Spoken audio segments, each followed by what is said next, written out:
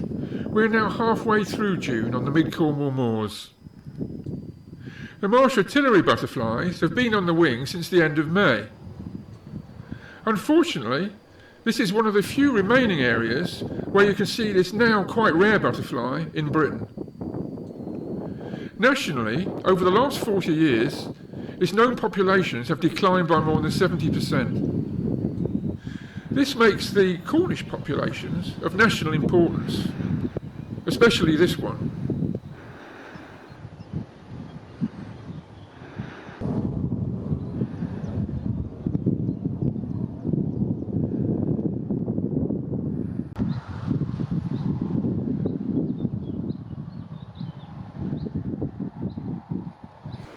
Among dragonflies, the broad-bodied chaser is one of the first to appear each year. The body of this immature, or so-called teneral male, will eventually become suffused with powder blue. He's making numerous brief hunting flights, snapping up small flying insects. But usually he comes back empty-handed.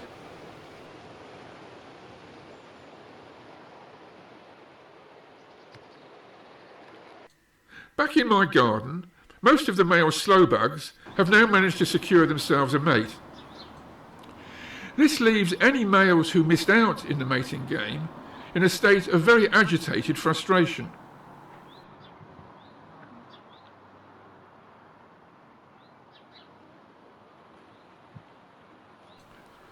Despite his best and constant frantic efforts, this male has absolutely no possibility of muscling in on the section action. The male's grip on his mate is far too firm to be broken.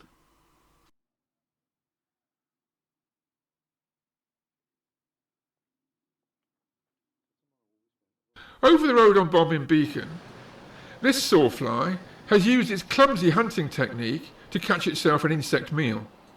It's now busy chewing it to pieces.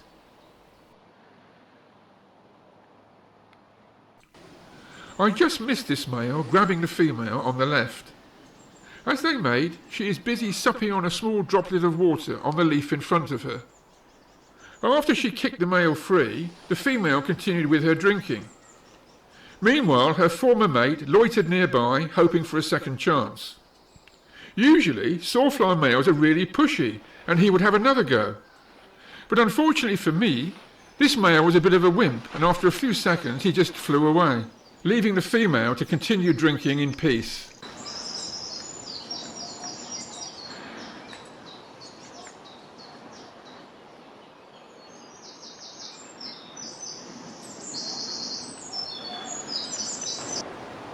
In the same sheltered area of the beacon, one of my favourite insects is much at home. This is a female of our largest species of dancefly. Now, as we're about to see, danceflies have fascinating nuptial habits. These are based on the fact that in order to mature her eggs, the female needs protein-rich meals. The nectar she's getting from this bramble flower will not provide this. So, given that she herself is not a hunter, how can we bridge this gap? The solution lies in the males. They are formidable aerial assassins. This male has caught an insect as large as himself. See how he manages to hang on in the blustery wind, despite only his two front legs being hooked over the leaf. The use to which he will put his captured fly is something I studied years ago. My results and conclusions were published in Journal of Zoology, London, combined with the study of a second related species with similar habits.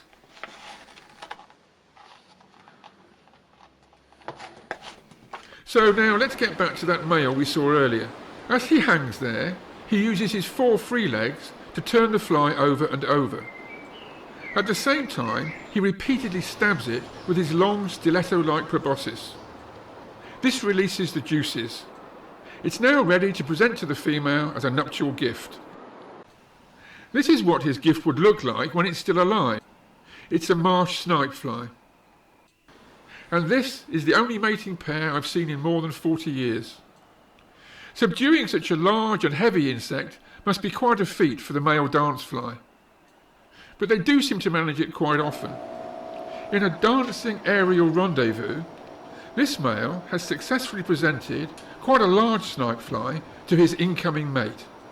Now, as they all hang there, supported by just the male's 2 front legs, the female repeatedly turns her wedding gift over and over, probing it with her proboscis.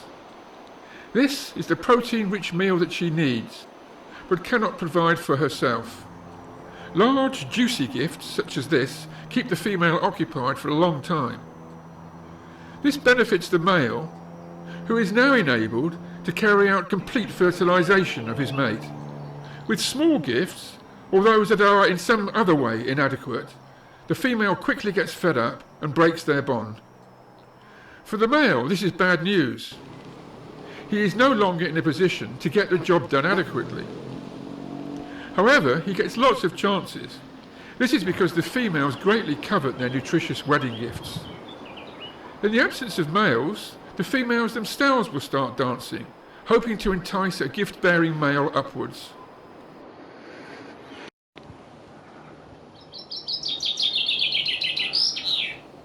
This cock chaffinch was busy singing quite a short distance from the dance fly's performance arena.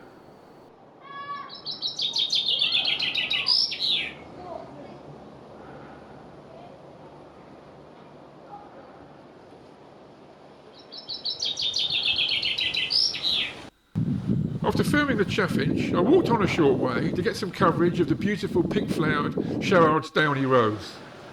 Here being visited by an insect with the delightful name of deadhead hoverfly. But for me, it's always Myothropa florea.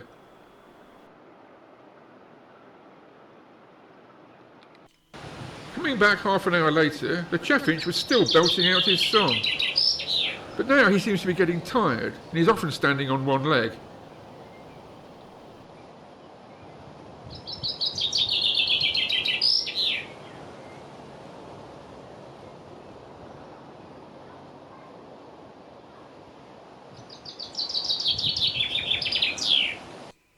By now, towards the end of June, red admiral butterflies have started to appear in some numbers on the beacon, mainly on bramble flowers.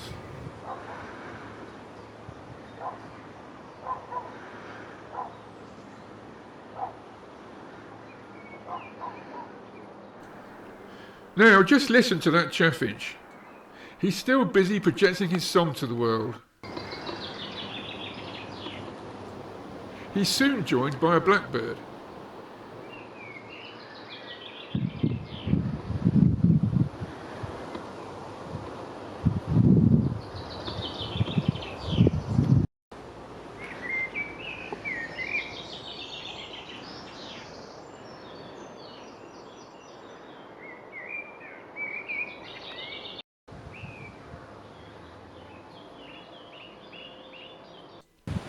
It's now that the first rather battered painted lady butterflies begin to arrive, after their long migration from the Mediterranean.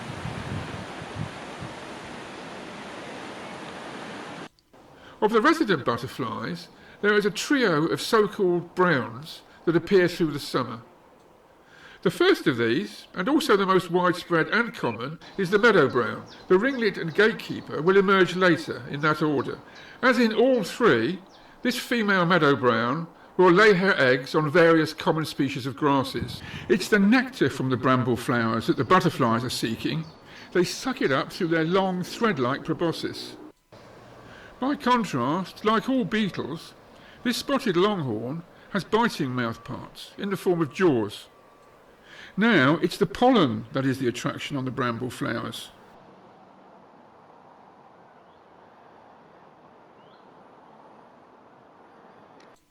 Note the way the mandibles are put to use. They delicately nibble bundles of pollen off the tips of the anthers.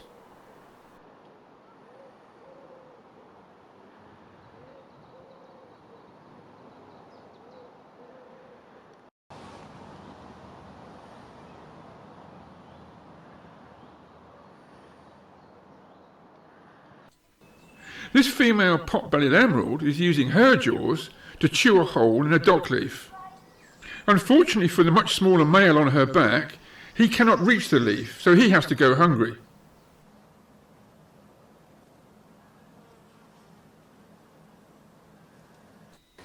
Yet another leaf-chewing beetle is the garden chafer. They're happy to eat various kinds of leaves.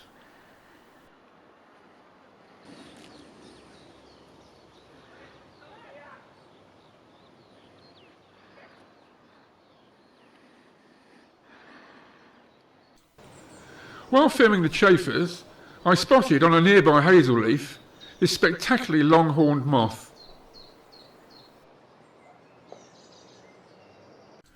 Then, on my way back home for some food, I ran into a delay as I stopped to film this green orb-weaver spider. She was busy making a frantic effort to subdue her next meal, a parasitic wasp. These are shunned by many predators because they seem to be pretty distasteful.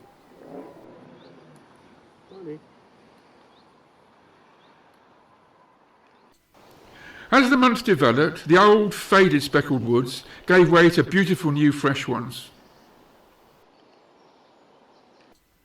At the same time, Bodmin Beacon sprouted patches of yellow tormentil flowers and white carpets of sweetly scented heath bedstraw.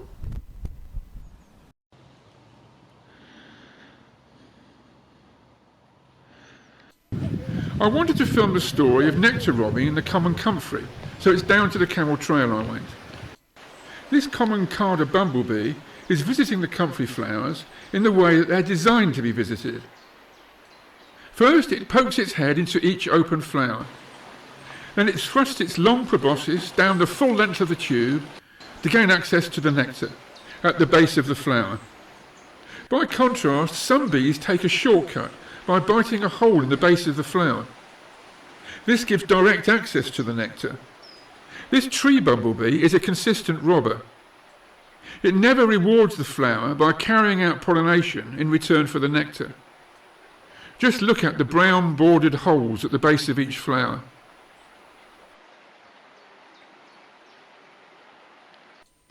Bastard balm is a splendid plant that's mainly restricted to southwest England and southwest Wales. Even here it's fairly local, and to see it I had to drive to the River Camel north of Bodmin. After filming the plant, I used the bridge across the River Camel, and in doing so looked down. There was a beautiful white-lipped grey mullet. These are usually found in small shoals, but this one was a loner. It's actually a saltwater fish, but it's well known for straying a long way inland from the sea, well up into the freshwater zone of rivers. It feeds by filtering out its food, minute particles, from the silt on the bottom of the river. It sucks in the silt through its large, capacious mouth and then blows it out again.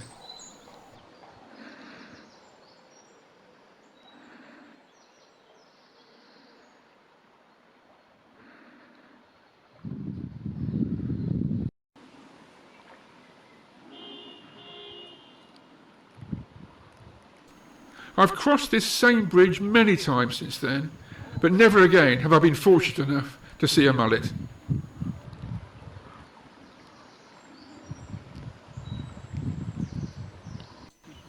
Cornwall is a good place to see silver-studded blue butterflies. The extensive sand dune systems on the Atlantic coast are important strongholds for this declining butterfly. In the best years, you can see these striking blue little males in hundreds of thousands.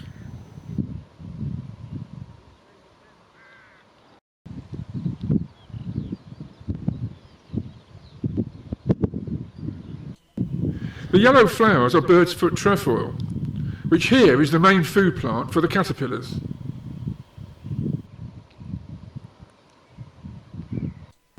In the marshier areas, it seemed to be the ragged robin flowers that attracted the females. With their brown wings, they're much duller than the males.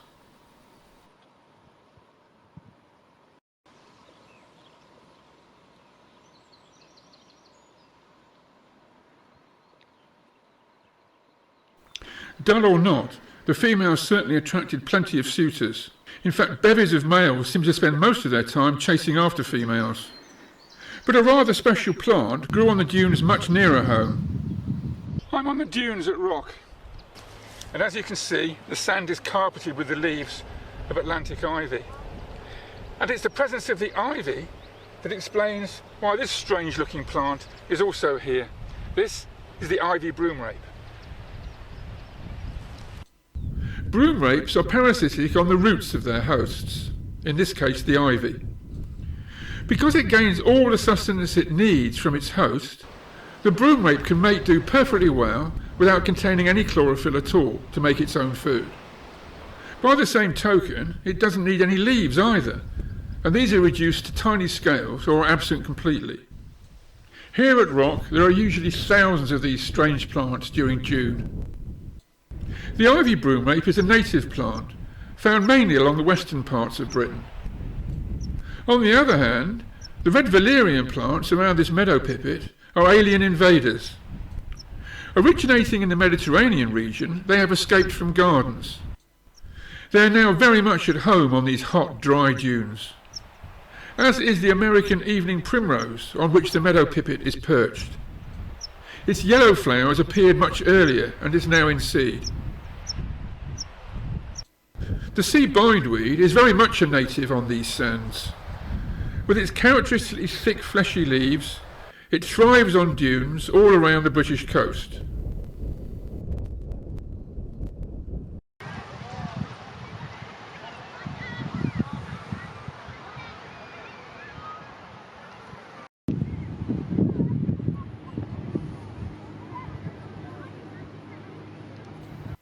Walking back into Rock, I discovered that the broomrape was in fact quite abundant along the seafront, directly opposite a row of popular restaurants. That's Padstow in the distance. On one of the few sunny days, I headed further north to one of my favourite cliffs. Carpets of the pale pink-flowered English stonecrop covered the ground.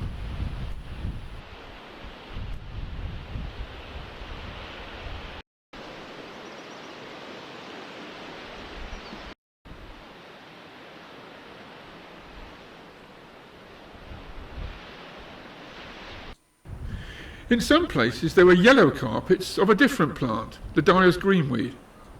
This is a special coastal subspecies, with the flowers closely hugging the ground.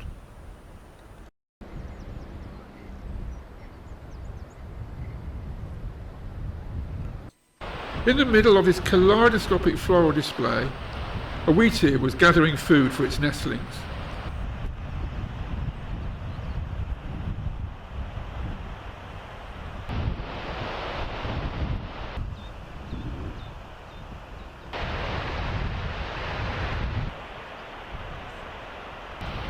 It was just constant toing and froing.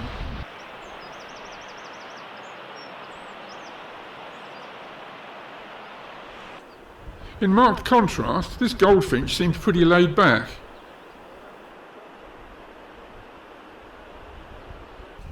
But this cock stonechat was just as hectically busy as the wheatear. There was just a single rose chafer beetle, taking a relaxed meal from a wild carrot umbel. In each tiny flower, both the nectar and pollen are available to an insect with biting mouthparts, such as this chafer.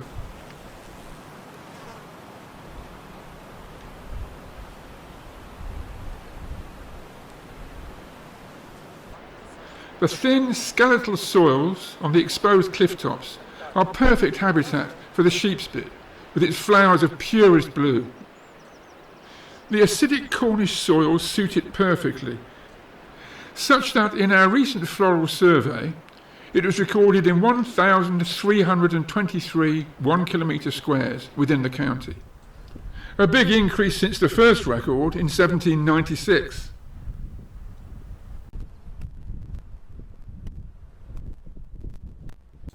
The fragrant-leaved wild thyme is typical both of acidic soils and those which are alkaline. Here it seems to prefer the tops of the big anthills. Away from the exposed coast, and a little further inland, where it was much more sheltered, the goldfinches became far more abundant.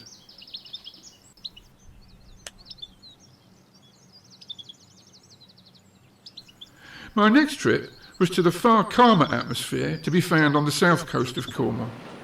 This is the beautiful harbour at Foy. It's the yellow flowered plant I've come to see. If you're a gardener who's ever let your cabbages go to seed, then this will be a familiar sight. But this is no garden cabbage, this is the wild cabbage. It's the ancestor of forms such as Brussels sprouts, broccoli, kale, kohlrabi and cauliflower. It has the typical thick cabbagey leaves of the cultivated plant. And like that, it's attacked by caterpillars of the large white butterfly. Over its scattered British range, it's mainly a cliff-top plant. Some people question its status as a true native. However, the first Cornish record, in 1778, was a full 18 years before the first record for the very widespread sheep's bit. Here at Foy, it's frequently accompanied by the delicate purplish flowers of the stinking iris.